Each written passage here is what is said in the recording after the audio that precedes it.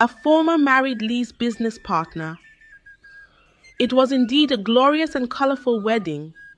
I stood as former's mother, while seeing who ought to stand as the father since he was the first son, decided Mike should be the one because he was now their father. Maya was touched by this humility of seeing.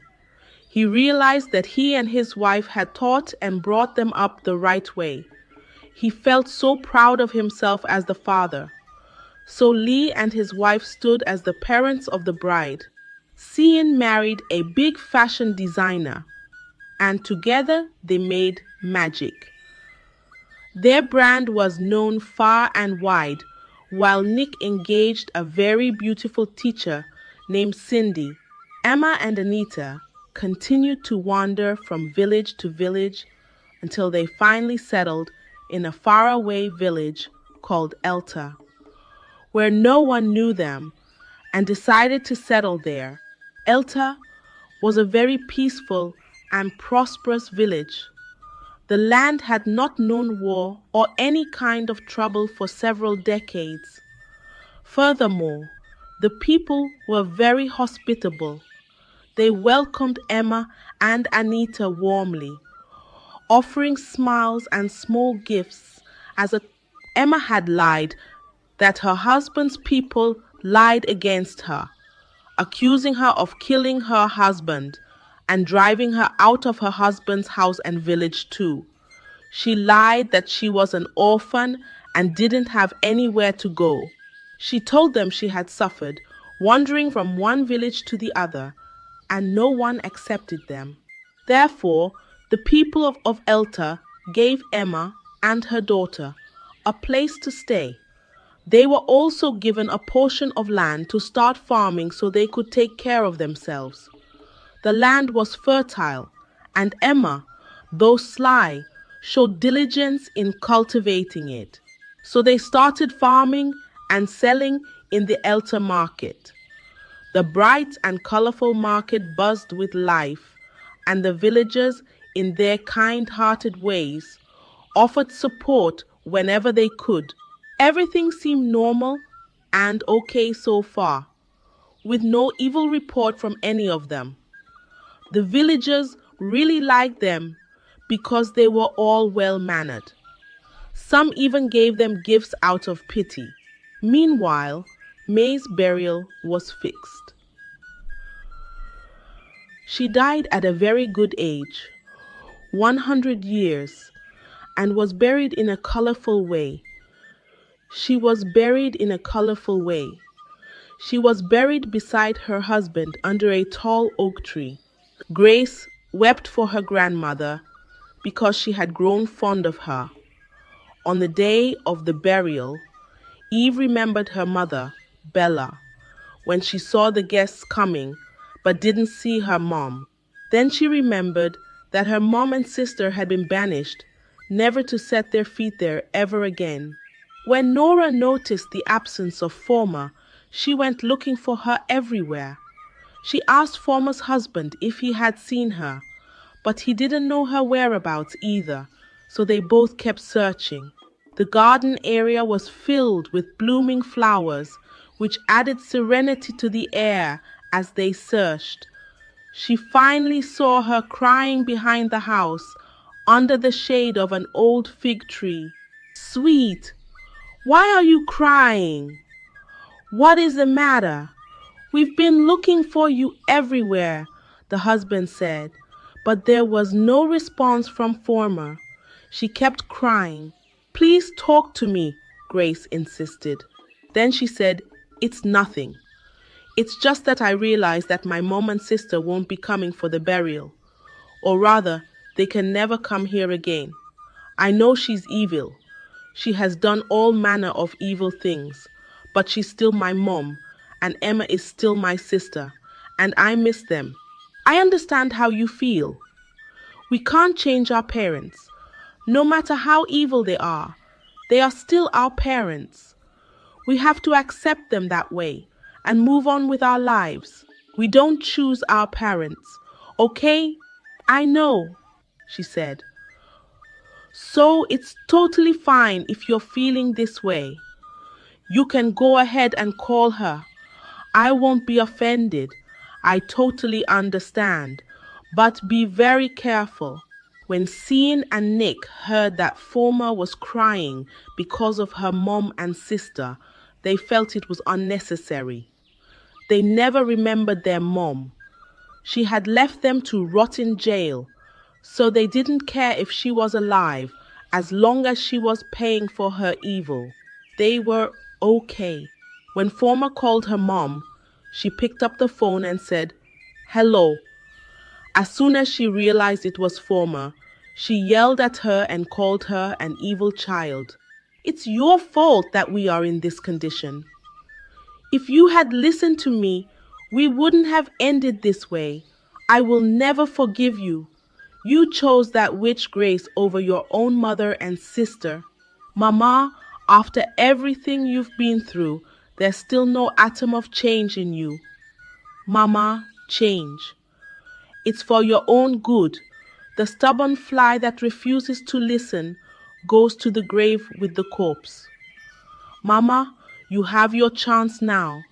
Change before it's too late. Former, change, kill you there. What nonsense change are you talking about? Be this girl. Don't ever call me again in your entire life. Don't call me again, you hear me? At least I tried my best, Former said. I should have listened to Sean and Nick when they said you will never change until you die. Get out, stupid children, and she dropped the call. 1 year later, Anita started dating a young man named Brian from Elter village. They were all over the village. They were all over the village. They were truly in love with each other. The small village of Elta, with its rolling green hills, became their romantic sanctuary. But Emma was an unrepentant soul. It looked like her heart was hardened the more. Instead of falling in love with the king, or at least the prince, and removing us from this mess, you are here patrolling the village with this villager and bush boy who can't offer anything. Hey, Mama, so after all these years and everything we've been through, you've still not learned anything at all. I would have listened to Grace when she told me about your evil behavior. My life has been ruined because of you, Mama. I'm afraid that you can still talk this way. Do you want to go to your grave with this attitude? Shut up your mouth before I shut it for you, she said. What do you know? Stay here. You don't want to better your life. I'll figure out a way and go to the top myself while you remain very low with your poor boyfriend. Auntie said, Anita is right. We've been through a lot and you've not still learned your lessons. It's because of this evil attitude that they left me. I've told them that I've changed and I've decided to be a better person. You know, they call me often now. I've told them everything that we went through and what happened. Who knows? One day they might get me an apartment in the city. As long as I can have a small business, I'm okay. At least I can be selling food stuff. There's a lot of money in it, so I won't have to disturb them for my weekly or monthly ups again. Even if I don't return to our old village, I'm okay as long as I get to see my children in the city. After all, none of my kids are living here. My husband is dead. They know I've suffered. They intentionally didn't take my calls, initially because they wanted me to learn. Now I've learned from our mistakes and what it has cost us. Give yourself a second chance and be kind. Even if it's just a little, try and be kind. Start from there, okay? But it looked like an effort in futility. She never listened to Auntie or Anita, so she continued with her evil heart. They certainly don't know what they are saying.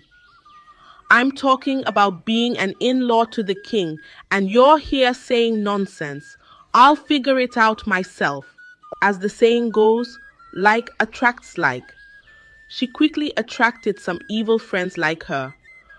Before long, she knew an evil Baba, just like Oko, who was also banished from a neighboring village, not very far from Elta. Now the plan was to become the third wife of the king, who already had two wives. She wanted to marry him, so she could eliminate the other two wives and become the queen. I'll remain royalty till I die.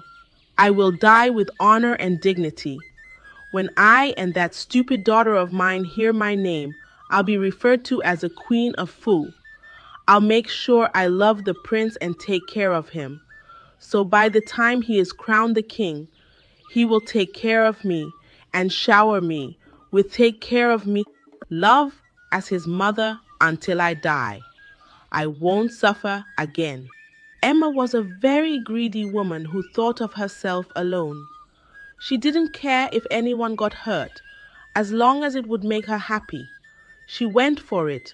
With the help of one of those wicked women she met the Baba, who gave her a substance to add into her body lotion and rub on her face. As soon as she saw the king and he looked at her, he would helplessly fall for her. Emma was super excited. I'll soon be queen. I'll soon be the queen of Fu, she said, mocking Anita and Auntie. Be there with your poor village rat of a boyfriend. Mama, you have big eyes, and that's your problem.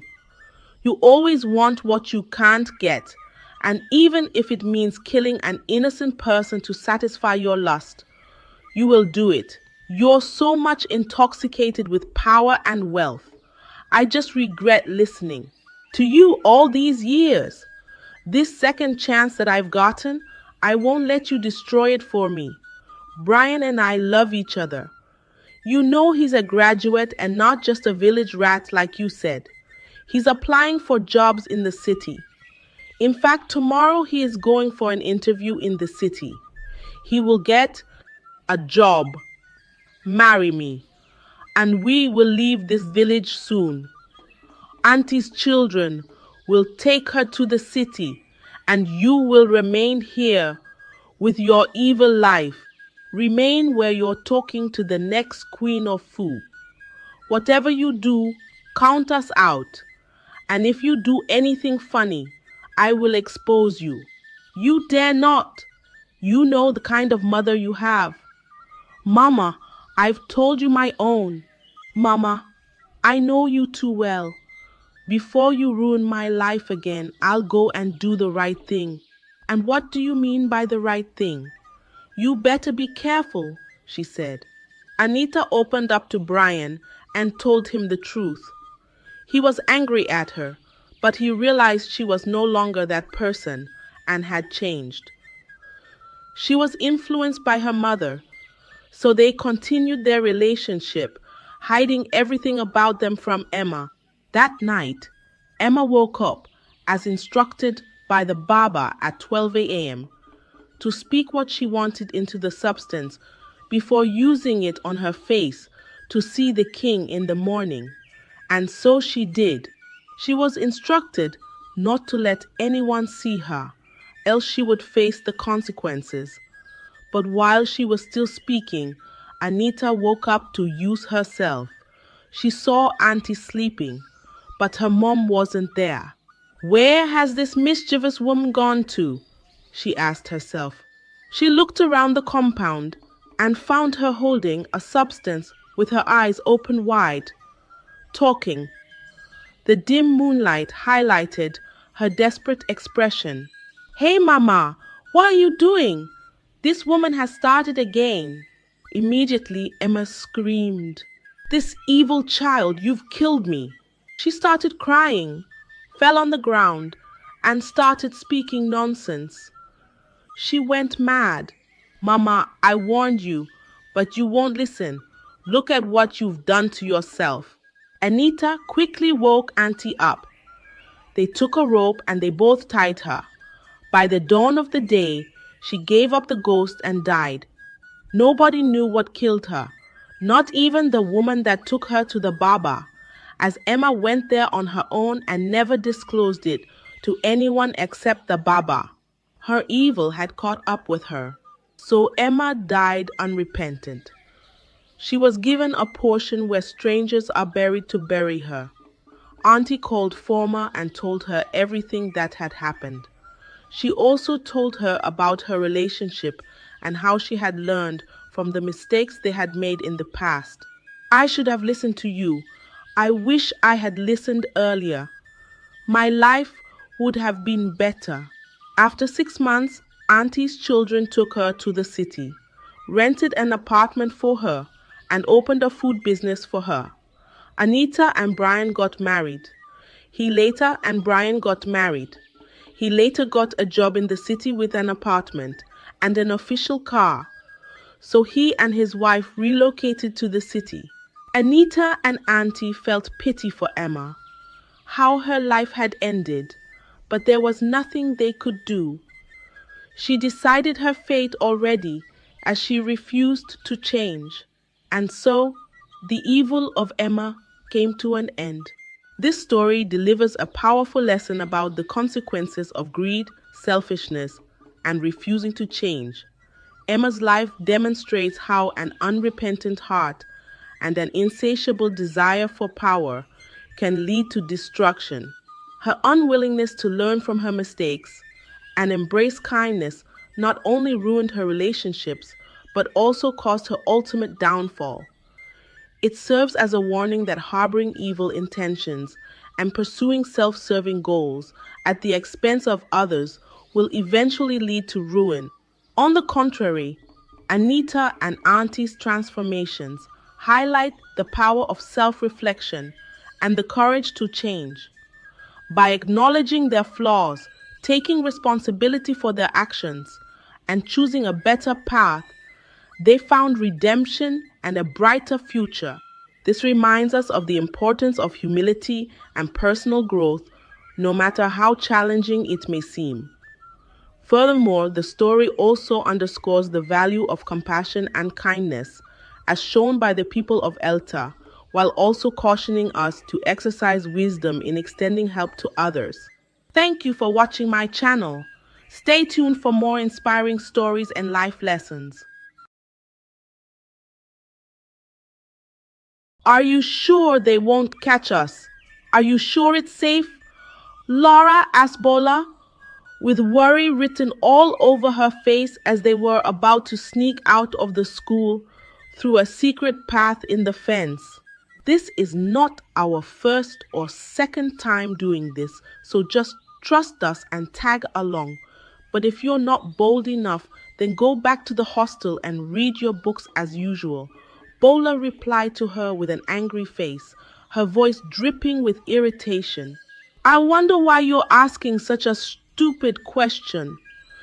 Didn't you say you want to be one of us? Funmi asked as well, raising an eyebrow as she adjusted the straps of her designer handbag. Lara didn't want to offend them. She wanted to feel among the big girls of Brian's college, so she summoned courage and sneaked out of school with them. Lara had gained admission into Brian's college a few months ago on a scholarship as a boarding student. She came from a very poor background, but she was very brilliant and intelligent, so she was fortunate to get a scholarship into Brian's college. When she got to Brian's college, she took her studies very seriously, just as her parents advised her before she left the village for the city. She avoided trouble and made sure not to break any school rules or regulations. However, Laura started getting distracted when she met a girl called Bola. Unlike Laura, Bola came from a very rich family. Her parents were politicians, so she had everything she wanted. She was a spoiled child who would often ridicule and bully those from poor families, alongside her partner Funmi, who was also from a wealthy home. Lara envied Bola, and she admired the way they lived in school, being able to buy whatever they wanted, and the way everyone respected them. Bola's flashy jewelry and Funmi's constant chatter about vacations abroad captivated Laura. So she started getting closer to them. Lara's friends warned her against Bola and Funmi, but she stubbornly refused to listen. One day, Bola and Funmi told Lara that they would sneak out of school at night to visit a club and that they would like her to come with them if she really wanted to be one of them, Lara felt so happy and accepted to join them. When it was time, Laura was scared, but she built the courage and decided to go with them. When they sneaked out of the school compound, Bola and Funmi changed into skimpy and short dresses. They also gave a dress to Laura and asked her to wear it, but she wasn't comfortable with the clothes she was given because it was too short and skimpy. "This cloth is too short for me. My lap is exposed and my back is open. Don't you have another piece of clothing for me?" Lara asked, holding the dress against her body, her voice trembling. "Are you serious? Too short? You want to go to the club looking like an old woman? Or what? See, if you won't wear that cloth, go back into the hostel. I told you not to bring this village girl with us. If you won't wear it, then go back into the school and stay away from us," they threatened her again, glaring at her as they adjusted their own outfits. Laura foolishly succumbed to their threats and wore the clothes that she was given. It was indeed very short and clung to her body like glue on paper, revealing her thighs and exposing most of her body. When they had finished preparing, Bola brought out a cell phone, which she hid in her backpack, and called a strange number, telling the person that they were ready.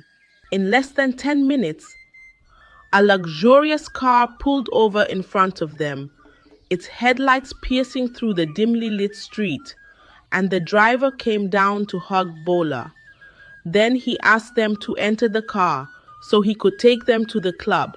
Lara felt uneasy, her palms sweating, but she didn't have the courage to refuse. Together, they entered the car, with Bola seated in front, while Lara and Funmi were at the back. The man drove off, and in a few minutes they arrived at the club. It was filled with a lot of people, and Laura could see a lot of things that she didn't feel comfortable with. She saw some guys smoking outside and some young girls who were with men in uncomfortable positions, giggling loudly as they leaned against expensive cars. "Let's go inside," Bola said, diverting Laura's attention from what she was focused on. And they all entered the club.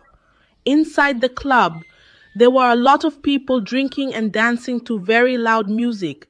Lara wasn't comfortable, so she went to sit by the bar, her fingers nervously tapping the counter, while Bola and Funmi went with a guy into a different part of the club, while Laura was seated, looking around the club in shock that such a place should exist.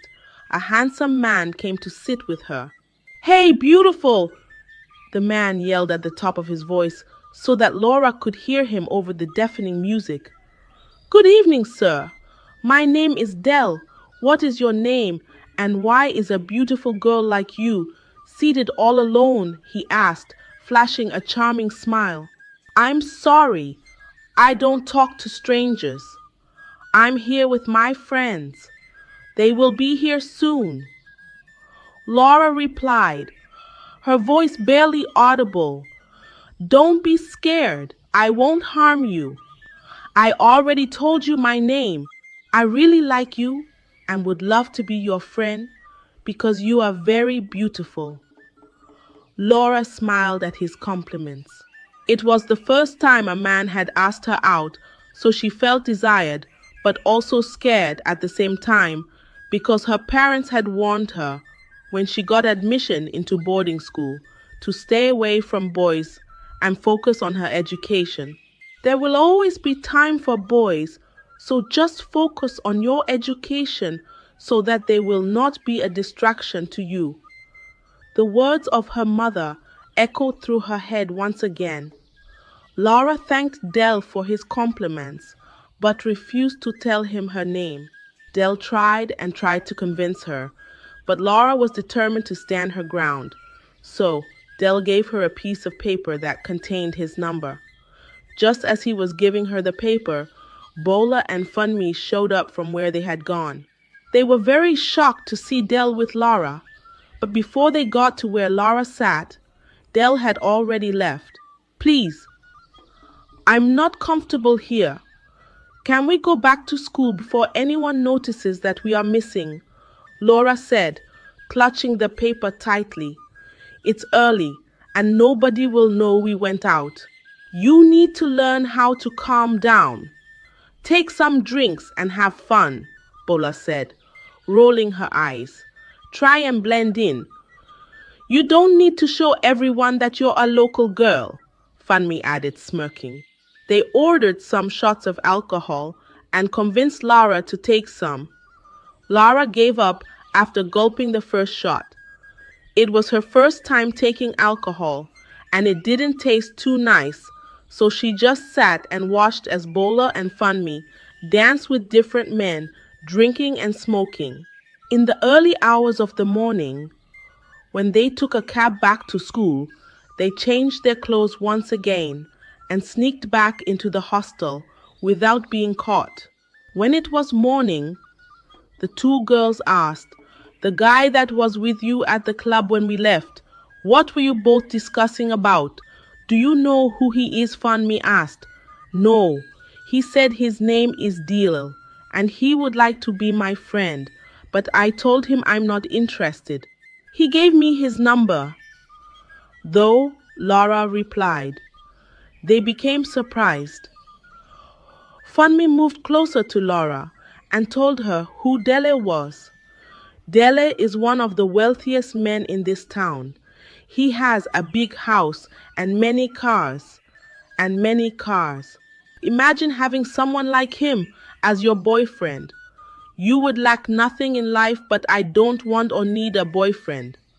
My parents warned me about being close to any man or boy. They asked me to focus on my studies," Lara replied firmly. "Why are you so childish? Don't you want to have a phone of your own, with enough money to buy whatever you want to eat, without waiting for only what they serve at the canteen?" "Ah, I have a boyfriend. I have a boyfriend. Yet I'm doing well academically. So who says having a boyfriend would make you fail in your studies, please? Bring his number. Let us call him immediately," Bola said, her eyes gleaming with excitement. Lara was doubtful at first, but she foolishly listened to them. She brought out the piece of paper, and they called Dell using a hidden mobile phone. Then they gave the phone to Laura and went out to check if anyone was coming, as they were not allowed to use mobile phones in the boarding school. The phone rang for some time before Dell picked up the call. "Hello, who is this?" Lara was scared at first, but she greeted him and told him that she was the girl he gave his number to the previous night. Dell instantly remembered, and they started conversing. Della and Lara became very close after that day and would often talk on the phone every weekend. Lara would sneak out with Bola and Funmi to go and see Della, who would take them to the club and lavish money on them. Della got Lara her own phone, and it didn't take long before she fell deeply and madly in love with him. Lara stopped taking her studies seriously. She started living a wayward life just like Bola, and her academics began to suffer. She also stopped hanging around her previous serious friends and instead joined Bola's crew. One fateful weekend, when they all sneaked out as usual to meet Dell, this time he didn't take them to the club. He took them to his house. He told them it was his birthday, and he was having a birthday party at his house. When they got there, the girls were surprised at how big and beautiful his house was. There were a lot of people already at his house, drinking and partying to very loud music. The house was adorned with expensive chandeliers, marble floors, and walls lined with photographs of Dell's travels around the world. The sound system echoed throughout the neighborhood, making it impossible to hear anything outside. Dell told Lara that he had a present for her in his room, and Lara trusted him enough to follow him into his room. When they got to his room, Dele locked the door and showed Lara a brand new gown, which was very beautiful. However, he told Lara to sleep with him before she could take the gift with her. Lara was shocked at his request and told him, "I'm sorry. I don't think I can let you sleep with me. I made a vow that I would keep my virginity until my wedding night for my husband. But you love me, and I've also promised to marry you. Just give me your body, and I promise to give you anything you want." Della replied. Laura refused Dell's advances despite all his tactics, which only got him upset. He pushed her to the bed and started tearing her clothes. Lara screamed and screamed at the top of her voice, but no one could hear her because of the loud music at the party. Della eventually had his way with her and forcefully took away her virginity, leaving her heartbroken and betrayed. Then he left her upstairs and returned to the party. Lara cried her eyes out. Her clothes were already torn, so she had to wear the brand new beautiful gown that Della bought for her. When she came downstairs, Bola saw her and was so carried away by the gown she was wearing that she didn't even notice the pain on Lara's face and how her legs trembled as she walked. "Please take me back to the hostel," Lara said with tears streaming down her cheeks. Bola saw that Lara was deeply in pain, and together with Funmi, they sneaked back into the hostel that night. When they got back, Laura narrated all that happened to them. But to her greatest surprise, they were not even remorseful. Instead, they told Lara, "Why are you behaving like a child? Did you really expect him to buy all those things without asking you for anything in return?" Funmi said to her. "Would you rather be a virgin and live like a slave or enjoy life to the fullest? There's always a first time for everything. So, please, it's not a big deal." Lara was hurt badly by their words. She broke down in tears and blamed them for all that happened to her, but they didn't care. They simply walked away and asked her to get drugs for the pain. From that day henceforth, Laura stayed away from them because she learned her lesson the hard way. Della continued calling her, but she wanted him to stay away from her and never call her again. She wished she had listened to her friends when they asked her to be mindful of the friends she kept and the people she envied. Lara took her studies seriously once again and avoided distractions, but little did she know that it was just the beginning of her problems. One fateful morning, Lara woke up feeling nauseous and weak. She felt a rumble in her stomach and rushed to the restroom to vomit some white substance. She had no idea what was wrong with her until one of her very close friends, whose mother was a doctor, told her that she was pregnant. Lara doubted her at first until she tested herself with a pregnancy kit and got a positive result. She broke down in tears, confused and depressed. She didn't know what to do. She thought of telling her parents, but she couldn't bring herself to confess all the foolish things she had done. After thinking for a while, she decided to call Deli. When she finally got the courage to call Dell, he picked up the phone and recognized her voice instantly. "Good girl, I can see you have finally regained your senses. Should I be expecting you this weekend?" Dell said. "Dele, I'm calling to tell you that I am pregnant." Dell kept silent for a while.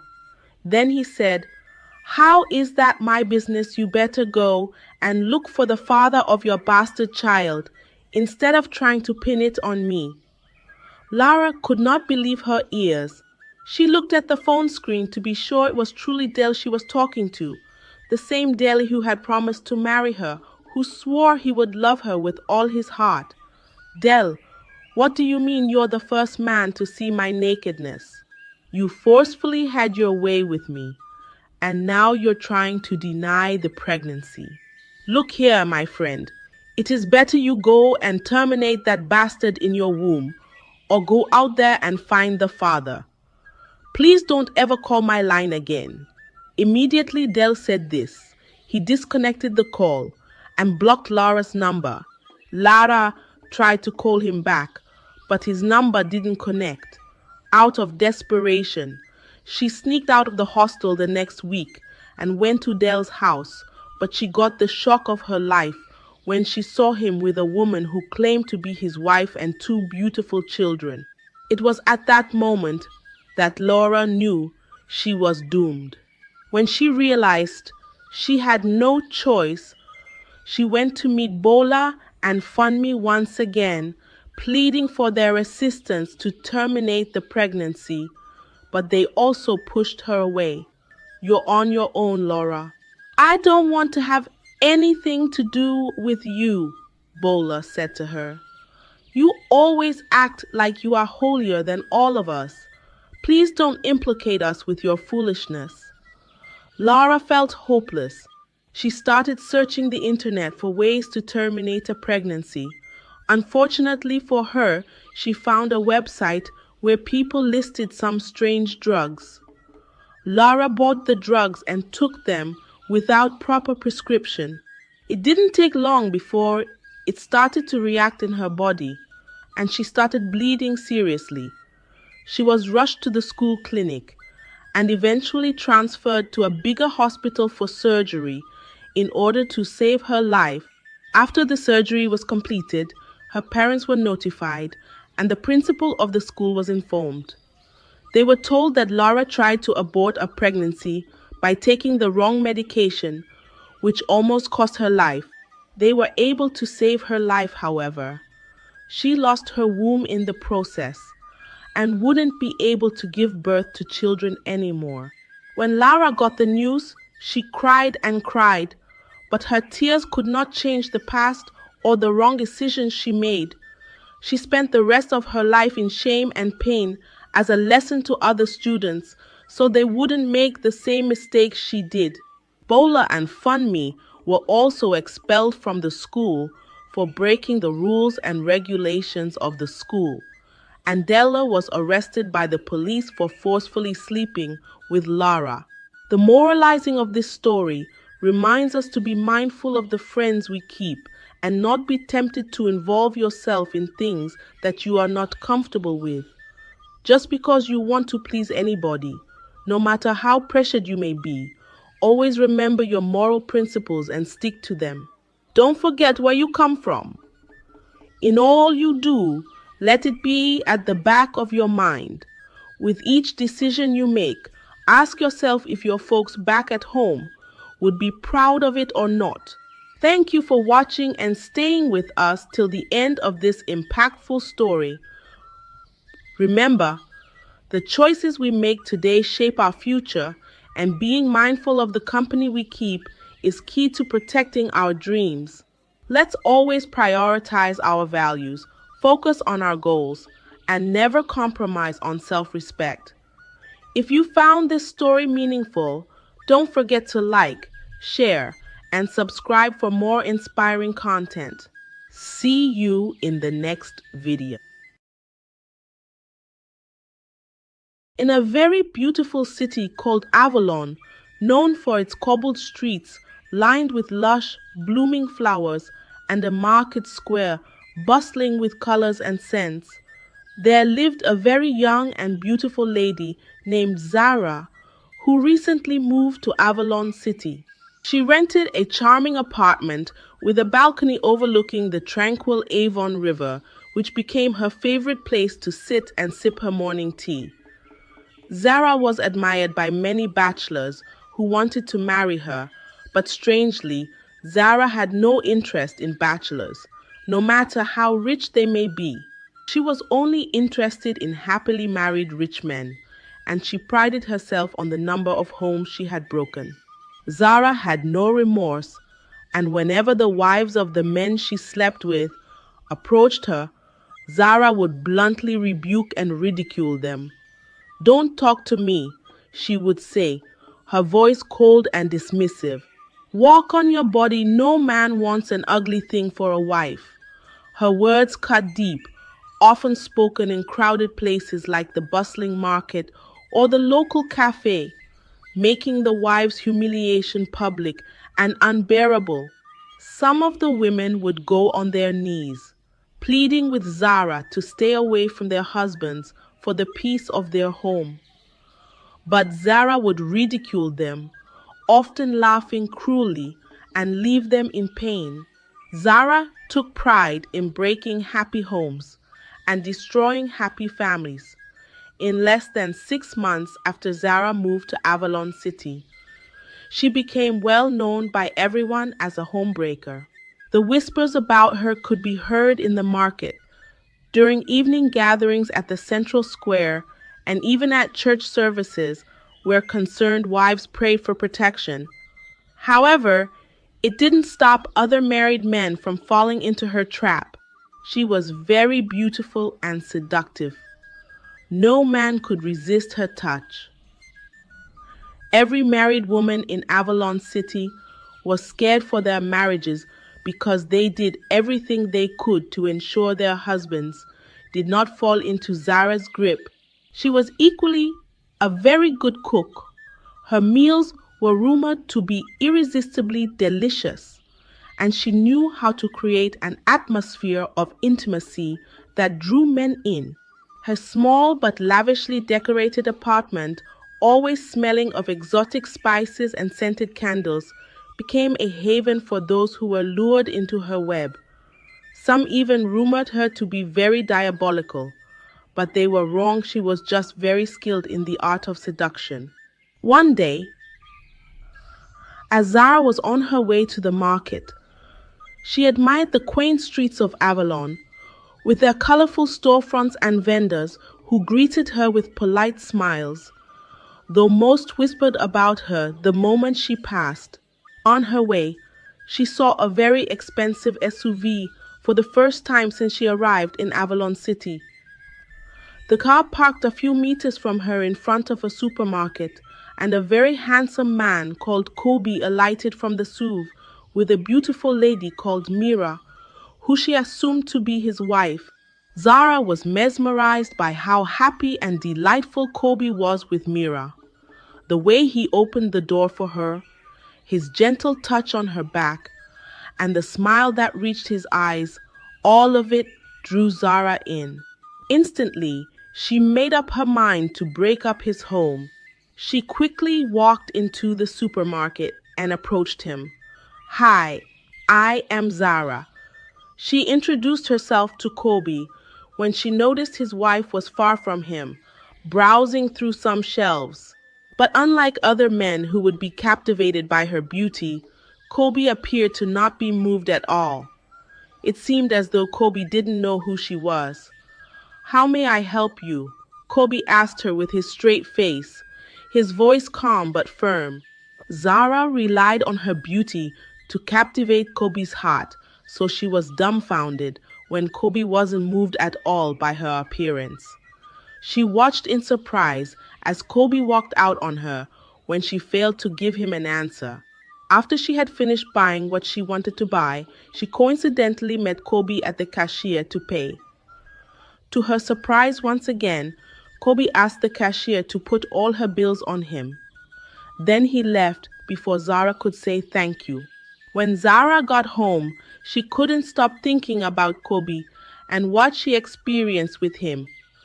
She felt inferior and her ego was bruised, so she decided deep within her that she would do whatever it takes to compel Kobe to fall in love with her and lure him into her bed. Perhaps when he experiences my sexual powers and cooking skills, He would come begging on his knees like a dog, Zara said to herself, her voice echoing in her empty apartment, which suddenly seemed colder and less comforting. Zara started stalking Kobe, trying to get as much